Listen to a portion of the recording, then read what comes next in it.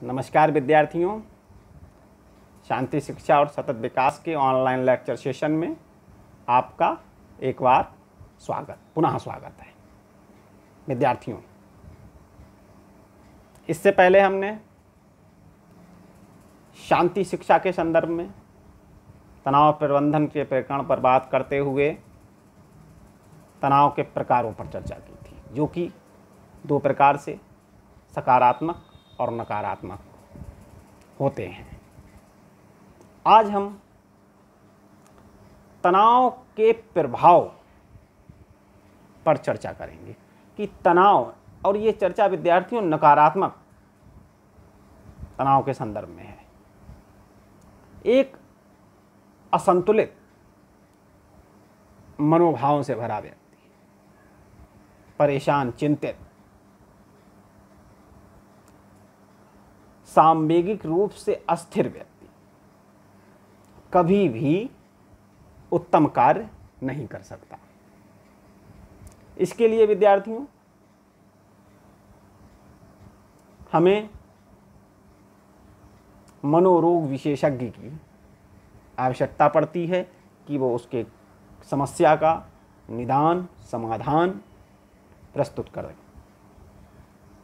यहाँ हम विद्यार्थियों उन प्रभावों पर, उन शारीरिक मानसिक प्रभावों पर चर्चा करेंगे।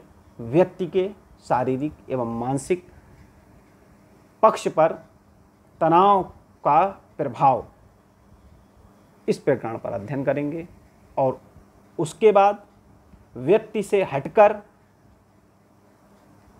यह तनाव किस प्रकार से संगठन को भी प्रभावित करता है, उस पर नजर डालेंगे।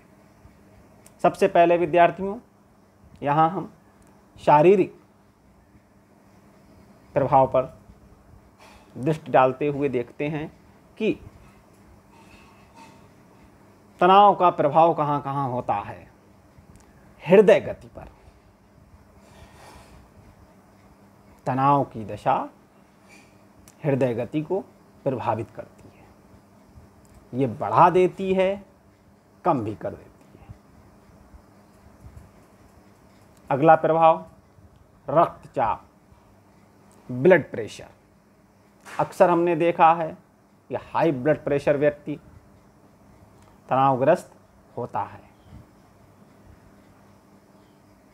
पाचन शक्ति, विद्यार्थियों तनाव का होना यानी नकारात्मक तनाव का होना, यह हमारे पाचन तंत्र को भी प्रभावित करता है और हमारा खाया हुआ खाना सही से न पचकर विभिन्न प्रकार की बीमारियों को जन्म देता है। मांसपेशियों में तनाव, देखिए विद्यार्थी, पूरे शरीर की ऐसी तैसी कर देता है ये तनाव। मांसपेशियों में खिंचाव, तनाव पैदा हो जाता है, जिससे कि शरीर थका थका रहने लगता है, किसी कार्य में इच्छा नहीं उत्पन्न होती और व्यक्ति स्वयं को बहुत ही कमजोर फील करता है। सिर दर्द, माइग्रेन जैसी घातक समस्या, सिर दर्द को हेडेक भी कहते हैं, जैसी समस्या तनाव के द्वारा हो सकती है, जो कि व्यक्ति के जीवन के लिए, उसकी कार्य गुणवत्ता की तो बात छोड़ें विद्यार्थियों, उसके जीवन तक के लिए घातक है ये तनाव। पीठ दर्द, नए नए प्रभाव सामने आ रहे हैं विद्यार्थियों। पीठ दर्द तक, कमर दर्द तक तनाव के कारण हो सकते हैं।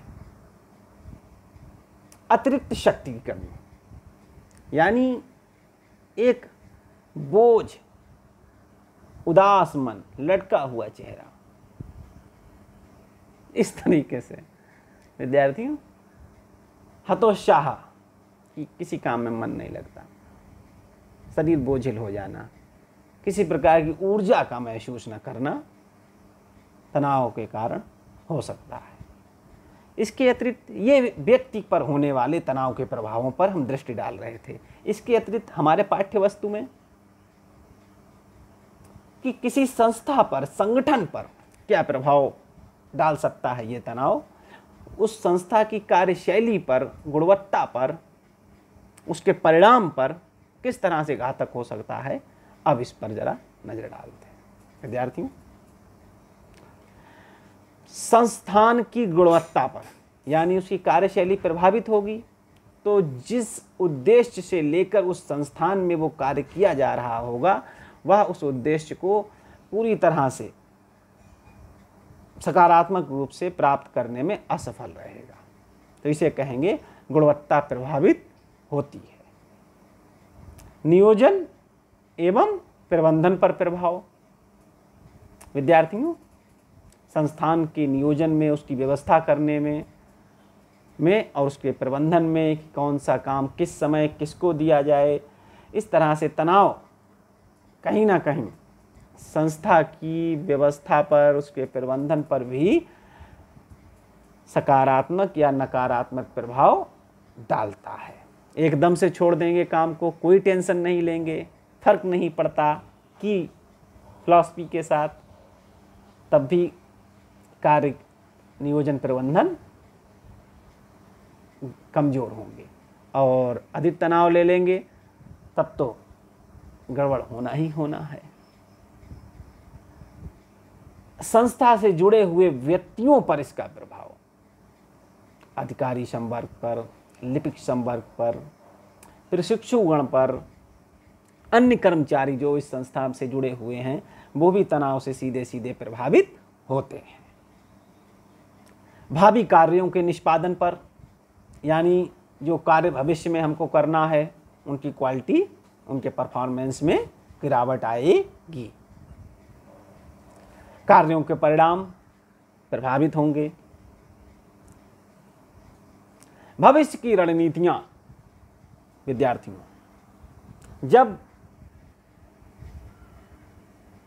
तनाव होगा तब भविष्य की रणनीतियां कमजोर होंगी। भविष्य की जो योजनाएं होंगी वह कमजोर होंगी, वह अस्थिर हो सकती हैं, वह उचित परिणाम नहीं दे सकती हैं।